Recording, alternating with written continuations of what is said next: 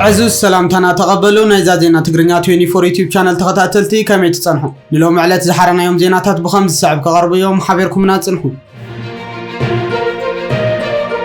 መንግስቲ ኤርትራ ናስታት 18 ዓመታት ኣብ ወተሃደራዊ ቤት ማእሰርቲ ማይስሩዋት ኣሲሮም ዝጸንሑ 13 ሰባት ከም ዝፈተሐ ጸብጻባት እናገለጹ እዮም ዝርከቡ እዞም ነጋዶ ኣባላት ፖሊስ ሞያውን ዝርከብዎም እስራት ትማል 4 ታህሳስ ናብ ስድራ ቤቶም ዝተጸንበሩ እንትኾኑ እዞም እስራት ንጉዳይ ክልተ ነጋዶ ሲዒቡ ኣብ ልዕሊ ሓላፊ ውሽጣዊ ጸጥታ ኤርትራ ኮሎኔል ስምዖን ገብረ ድንግል ፈተና ቅትለት ድሕሪ ምፍጻሙ ካብ ጥቅምቲ 2007 ኣትሒዞም ኣብ ቤት ማእሰርቲ ዝጸንሑ ምዃኖም ሓደ ስሙ ክጥቀስ ዘይደለየን ሓያል ዓመታት ኣብ ማይስሩዋት ኣሲሩ ዝነበረ ሓቢሩሎ ክብል ቢቢሲ ኣብ ጸብጻ واسفيرلو مستقداي بزتتحاز لعل 37 زغمتو تاثيرهم منبارهم كم هلقا برها بعل عدي يعقوب دحيرو زعرفه زامسلو ببوانو كفتحون كلو 17 ግን ክሳብ حجاب تحت ጽኑዕ ቀይዲ ከም ጽንሑ ይወሲኹ ዝገልጽ ኦሎምፒያው ተቀዳዳማይ ብሽክለታ ዝነበረ ነጋዳይ ዘርዓ ገብረ ህይወት ፍሉጣት ነጋዶ ተስፋ አለ መንግስት አብን ቦኽረ መብራቱን ከምውን ክልተ አሕዋት ኢንጂነር ዳዊት ሀብተማርያምን ጂኦሜትራ ማቴዎስ ሀብተማርያምን ይርከብዎ በተወሳኺ 6 አባላት ፖሊስ ኤርትራ ሐላፍ ምክልኻል ገበን ዝነበረ ኮሎኔል ራስመሮም ገብረ ወልዲ ሐላፍ ወንጀል ምርመራ ዝነበረ ኮሎኔል ጎይቶም ገብረ ስላሴ ወድ በኺት ሐላፍ ፋይናንስ መምሕዳርን ዝነበረ ኮሎኔል ሰለሞን ብርሃነ ሐላፍ ምክትታል ሰርቫይላንስ ዝነበረ ሜጀር ፍረዝ ገሃብ ተዝጊ ሐላፍ ምክትታል ዕጸፋርስን ተመሳሰልቲ ጉዳያትን ዝነበረ ካፕቴን ተኪየ ገብረ ህይወት ለዓለወት መርመርቲ ሌተናል ኮሎኔል ኢሳያስ ዮሴፍን ሜጀር ተስፋ ልደት እያሱን እዮም ብዘካዚዮም አባል ውሽጣዊ ጸጥታ ዝነበረ ሜጀር ጎይቶም አራያ ወድ ቢኒ ካፕቶም ወጽዮም ዘለው ምዃኑ እቲ ዝተረኸበ ሓበሬታ ይርድ ኮሎኔል ጎይቶም ኣብ 2011 ምስ ዝወጹ 5 ሰባት ተለቂቑ ولا كنت نبرة دحر لعلي 3 عامت ግን ዳግማይ ተመለሱ አትዩ ንሶም ታሲሩ ዝነበረ ኮሎኔል ገብረ ዝጋብሔር ገብረ ትንሳኤ ድማ ኣብቲ ቤት ማሰርትን ከሎ ከም ዝሞተ እዮም ጸብጻባት ዝሓበሩ እንትኾኑ ካብቶም ኣብ ውሽጢ እቲ ቤት ማሰርት ብጽኑዕ ታሲሮም ዘለው 7 ሰባት እውን ገና ከም ዘይወጹ ተገሊጹ از كم جيلن كله أبغازان حماس بمقام زفلت ناي فلسطين من الشام راح أقول له ياسر أبو شباب تقتيل الله ياسر أبو شباب وزحت واقعات زحزن أبدو كتم رافه تقاب تحت قطة إسرائيل أبزر كبوتان زن كاس قاس أقول له بوبولار فورس يزمر رح نيرو بوبولار فورس أبدو طعم مجلسون أبو شباب زتقتل أمون قابلات أبو سليمان زتفترة زي مرد دان مفتح النافتنا خلوا مخانو زجلت أنتخون مس إسرائيل تحاوري بمبال خصو أقول له حماس كم زقتلو زجل صابته ونجي جاي بمبال نتيجويو أكل قبيلة بدوين أبو شباب زخونة ترابين أقدم أبزو تصو مجلسون بيتقاوم تخمس تقتل بمجلس حزب فلسطين طالي منه يخبلن كاسيسيو قالوت من جد هدما موتو بسن كناي سلطان فحفح خمس غونا يوم زحبرو حماس أبتقتل زلو وتساتفوا أبحطو خيتو أبزو تصو مجلسون عجا أبو شباب نخلهم حزبو من عدو من طالي من تورارت إسرائيل مسار حكو خون زلو زي تعرف عجا يكبل يقليسو سراوت إسرائيل بوغنو أبو شباب نابدو إسرائيل بيرشبا نابدر كب هوسبيتال سوركا دحر موسادو بزبات حكا بيد مقدات كم زموتا من ጸጥታ ናይ ተኸባቢ ብምጥቃስ ገሊጹ እዩ እቲ ሆስፒታል ግን ሕክምና እናረኸበ ከሎ ህይወቱ ከም ዝሓለፈ ዝገለጸ እንትኾን ፖፑላር ፎርስ ድማ ኣብ መግለጺኡ እቲ ናይ መወዳእታ ግብረ ሽበራ ካብ ጋዛ ክሳብ ዝእለ ከምኡውን ብሰላም ንዝኣምኑ ህዝብና ብርሁን ውሕስን መጻኢ ክሳብ ዝህነጽ ብመንገዲ አቡ ሸባብ ክቕጽል ምዃኑ እዩ ቃላት እዩ ቀዳማይ ሚኒስተር እስራኤል ቤንጃሚን ኔታንያሁ ድማ እስራኤል ኣብ ጋዛ ዝርከቡን ሓማስ ዝቃወሙን ዕጡቃት ፍልስጤም ተዓጠቕ ከም ዘላ ዝሓለፈ ሰነ ኣረጋጊጹ መንባሩ ዝዝከር እንትኾን ነዚ ዝገለጸውን ማዕኸናት ዜና እስራኤል ንፖፑላር ፎርስ ቀረብ ኣጽዋር ኩናት ከም ዝፈቀዱ ድሕሪ ምጽብጻቦም እዩ እቶም ሚሊሻታት ግና እስራኤል ተዕጥቆም ኣላ ንዝብል ክነጽግዎ እዮም ተራዮም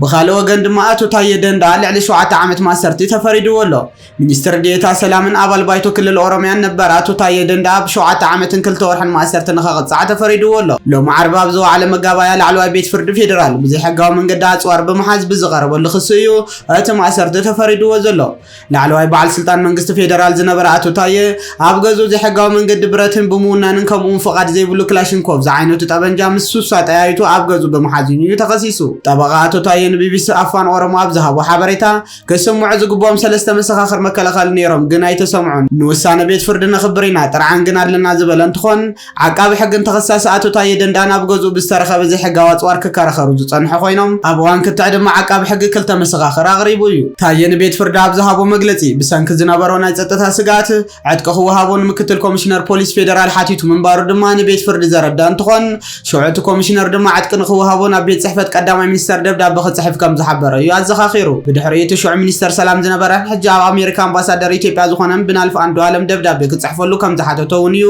ነቤት ፍርድ ወሲኹ አረድዩ እዚ ከም ዲልን ከሎ መንግስቲ ኡጋንዳ ነትሩይ ለውጥ ፖሊስ ከቢድ ሕጽረት ምዋለ ከም ዘጋጠመ ብምጥቃስ ካብ ኤርትራ ሶማሊያን ኢትዮጵያን ዝመጹ ሰባት ዕቁባን ስደተኛታትን መሃብ ደው ከም ዘበለ ገሊጹ ኣሎ። ሚኒስትር ስደተኛታት ኡጋንዳ ሂላሪ ኦነግ መንግስቲ ድሕሪ ደጊም ኣብ ኩናት ዘይጋጠመን ሃገራት ንዝመጹ ሓደስቲ ሰባት እቲ ዕቁባ ከም ዘይህቦም ኣፍሊጣ ኣላ። መኮንናትና ካብተን ሃገራት ዝመጹ ዜጋታት ብፍላይ ካብ ኤርትራ ኢትዮጵያ ሶማሊያን ዝመጹ ዜጋታት ስደተኛታት ከይህቦ መምርሒ ሂበዮም ኣለኹ። ምክንያቱ ድማ ኣብ ኩናት ስለዘየለ ክብላ መወዳእታ ዝሓለፈ ሰሙን ተዛርብ ምንባሩ ዝዝከር እንትኾን እዚ ካብታ ኣብ ኣቀራርባ ስደት ሓንቲ ካብተን ኣብ ዓለም ኣዝየን ገስገስቲ ዝኾነ ሃገራት ተባሂላ እትረአ ሃገር ዝወፀ ውሳነ ብኣሽሓት ዝቁፀሩ ሰባት ኣብ ሕጋውን ሰብኣውን ምድንጋፅን ከይተረፉ ስክፍታታት ኣስዒቡ ኣሎ። ኦነግ ነቲ ወቀሳ ኣብ ሕፅረት ገንዘብ ኣቐሚጥዎ እቲ ኩነታት ኣዝዩ ኣሰካፊ እዩ ነቲ ወፃኢታት ዝሽከም ድማ ህዝብና እዩ ዝበለ ኮይኑ ዩጋንዳ ካብ ናይ ሕብራት ሃገራት ትካል ስደተኛታት UNHCR ኣብ ዓመት 240 ሚልዮን ዶላር ትረክብ ነይራ። እንተኾነ ግን ዳርጋ 2 ሚልዮን ሰባት ብዙሕ ስደተኛታት ብምውሳኹ ሕጂ ትሕቲ 100 ሚልዮን ዶላር ንረክብ ኣለና ዝበለ ኦነግ ኣብዚ ዓመት እዚ እቲ ሃገር 18 ሚልዮን ዶላር ወይ ከዓ 14 ሚልዮን ፓውንድ ጥራይ ከም ዝረኸበት ገሊጹ። እቲ ሚኒስተር ነዚ ዝገለጸ ደቡብ ኮርያ ኣብ 13 ሰፈራታት ንዝርከቡ ኣስታት 600,000 ስደተኛታት ዝድግፍ ፕሮግራም ምግቢ ዓለም ሕቡራት ሃገራት WFP ዘወፈየቶ 2544 ቶን ሩዝ እዩ። እቲ 2.9 ሚልዮን ዶላር ዝግመት ኣበርክቶ ኣብ ሰሜናዊ ኡጋንዳ ከተማ ጉሉ ኣብ ዝርከብ መኽዘን ናይ ትካል ሕቡራት ሃገራት እዩ ተቐቢሉ። ኡጋንዳ ልዕሊ 56,000 ኤርትራውያን ኣስታት 50,000 ሶማልያውያን ኣስታት 16,000 ኢትዮጵያውያንን ዝሓቆፈ ኣስታት 2 ሚልዮን ዝግመት ዕቁባ ስደተኛታትን ኣብ ኣፍሪካ እቲ ዝበዝሐ ህዝቢ ከም ዘንግድ UNHCR ሓቢሩ። ብዙሓት ካብ ጉድድ ወተሃደራዊ ስራሕ ፖለቲካዊ ወይ ሃይማኖታዊ ስደትን ምስ ቅልውላው ክሊማ ዝተኣሳሰር ቅልውላዋትን ዝሃደሙ እዮም። እዚ ከም ዲልን ከሎ ሓውን ሓምዳን ዳጋሎ ላዕለዋይ ኣዛዚ RSF ብድሮናት መንግስቲ ሱዳን ከም ዝተቐተለ ካብ ትማሊ ጀሚሩ ካብ ሱዳን ሓበሬታ እናወፀ ይዝርከብ። እዚ ዓብድራሕማን ዳጋሎ ዝተባሃለ ላዕለዋይ ወተሃደራዊ ኣዛዚ ዕጡቃት ተቃወምቲ ሓይልታት ማለት እውን RSF ስካይ ኒውስ ዝተባሃለ መርበብ ሓበሬታ ምስ ጋዜጠኛታቱ ምስኡ ኣብ መኪናን ከለው ብድሮናት ከም ዝተቐተለን ምሟቱ ከም ዝተረጋገፀን እየን መራኸብታት ናይ ሱዳን ካብ ትማሊ ምሸት ጀሚረን ሓበሬታ እናዘርግሓ እየን ዝርከባ። ሓምዳን ዳጋሎ ይኹን RSF ክሳብ ሕጂ ነዚ ጉዳይ ዝምልከት ወግዓዊ ሓበሬታታት ዘይዘርግሑ እንትኾኑ ሓው ከም ዝተቐተለ ግን መራኸቢታት ናይ ሱዳን ዜናን ጸብጻባትን ሒዘን እናወፃየን ዝርከባ።